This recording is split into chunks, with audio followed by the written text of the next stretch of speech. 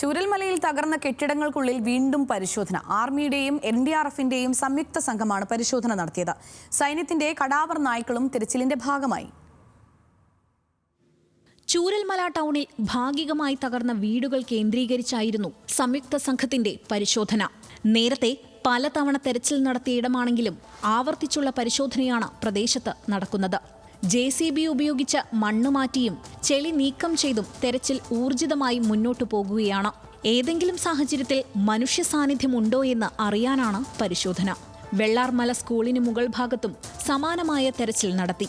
കൂടാതെ പുഴയിൽ അടിഞ്ഞുകൂടിയ ചെളി നീക്കിയുള്ള പരിശോധനയും പുരോഗമിക്കുകയാണ്. ബെയിലി പാലത്തിന് താഴെയായി സൈന്യം ഇരുമ്പ് വലയും സ്ഥാപിച്ചിട്ടുണ്ട്.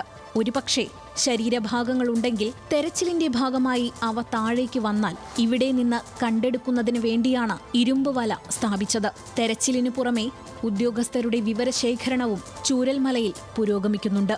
ന്യൂസ് മലയാളം, വയനാട്.